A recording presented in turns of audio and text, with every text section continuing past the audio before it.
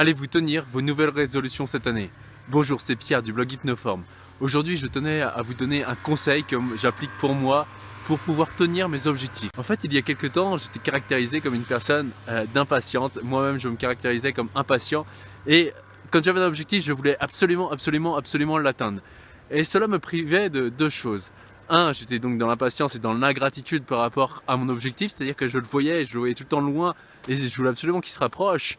Et de deux, ça m'empêchait de contempler le processus qui se mettait en place en atteignant mon objectif. Alors que depuis quelque temps, j'ai pris conscience que finalement, c'était pas dans l'objectif que j'allais avoir cette joie. Certes, j'allais être content d'atteindre mon objectif et ça allait s'arrêter là, mais vraiment dans le processus et de voir que je grandis chaque jour en allant vers mon objectif. En effet, là par exemple, je suis au ski et imaginez, mon objectif c'est donc d'arriver en bas de la piste. Donc je monte, puis je descends et mon objectif c'est juste faut que j'arrive en bas, faut que j'arrive en bas.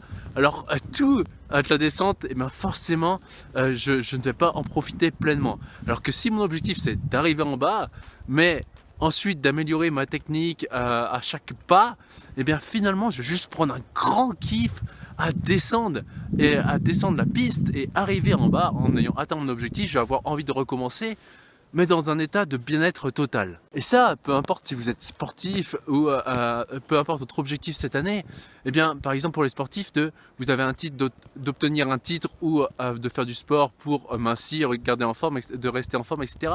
Ce n'est pas cet objectif final, donc ça vous l'avez en tête, où il faut focaliser l'attention, mais vraiment à chaque entraînement, de remarquer que vous avez progressé. Et ça, peu importe votre objectif. À chaque fois, je dis, si on s'améliore de 0,1% tous les jours, à la fin, eh bien, simplement, on va s'être amélioré sur une centaine de jours, sur une année, énormément. Prenez un enfant, par exemple. Un enfant, souvent, vous dites, waouh, il a grandi, je ne l'ai pas vu grandir. Et pour autant, par exemple, entre ses 5 ans et ses 12 ans, il grandissait un petit peu tous les jours.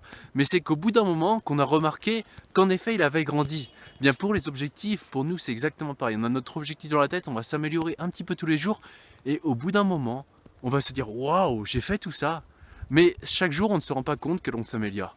Et vraiment de prendre le temps de se centrer tous les jours. Dès que vous avez un objectif et que vous faites un petit pas vers votre objectif, de dire waouh, j'ai fait un petit pas vers mon objectif. Et là, je suis content pour ça. Et donc, vous allez garder le plaisir à aller vers votre objectif et vraiment de garder cette motivation. Donc voilà, cette vidéo faite dans le froid. Pensez à la partager si elle vous est utile, commentez, likez. Et nous, on se retrouve très vite dans une autre vidéo. Allez, je vous embrasse. Ciao.